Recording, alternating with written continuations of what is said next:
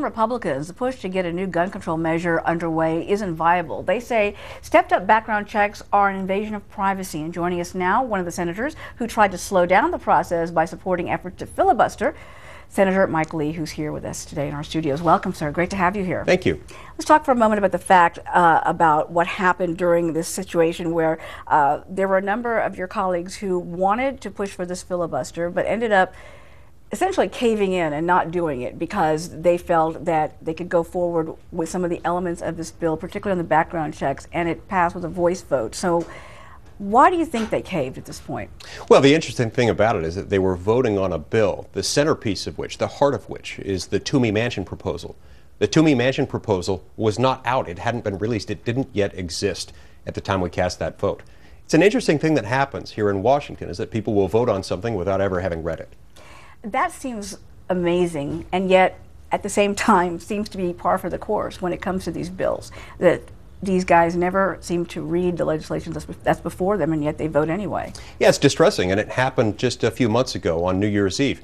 At 1:36 a.m., we received a bill 153 pages long that raised taxes on Americans by about $600 billion. At 1:42 a.m., 6 minutes later, we were called to vote on it. It passed overwhelmingly with only 8 dissenting votes.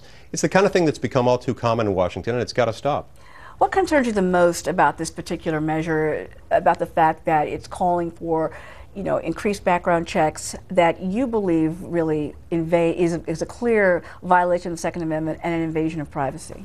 Well, my concern with it is that it restricts the rights of law-abiding citizens, and it does little or nothing to really deter the kind of gun violence, the kind of thing that occurred at Sandy Hook, which all of us would like to eliminate.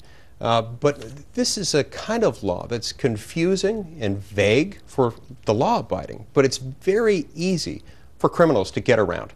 It's also a problem that when we look at this, we see that legislation like this can't fix the problem. Even a universal background check system can't work, as a Department of Justice memo written earlier this year reveals, unless it's backed up by a universal registration system. Now, this one doesn't do that, but it sets the stage for it, and Americans are uncomfortable with that. So even though it's not written into this particular measure about the fact that there would not be a registry of sorts. In fact, it's prohibited by this measure. Prohibited by this measure. You still feel that this would be going down a dangerous path? Yes, because it's going to happen. We're going to move forward assuming this is passed, and then people will see that it's not working. They'll see that we're not safer, and then they'll say, okay, we're not safer because we don't have registration.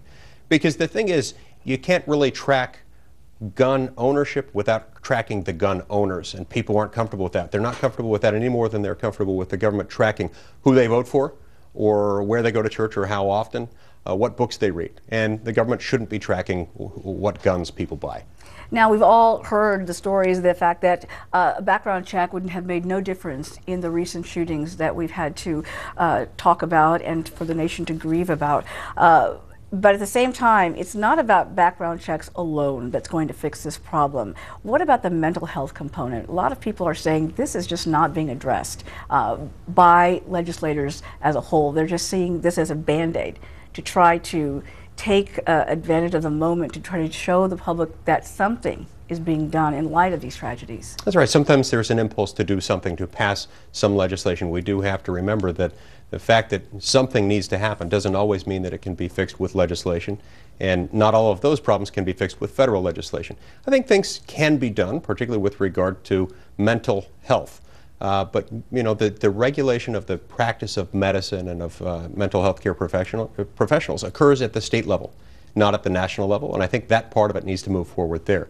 I'm open-minded on this issue. I want to look at any proposal that comes forward that would actually prevent gun violence while respecting the Constitution and the rights of the law-abiding. I just haven't yet seen a proposal that would balance all those interests properly and solve the problem in the process.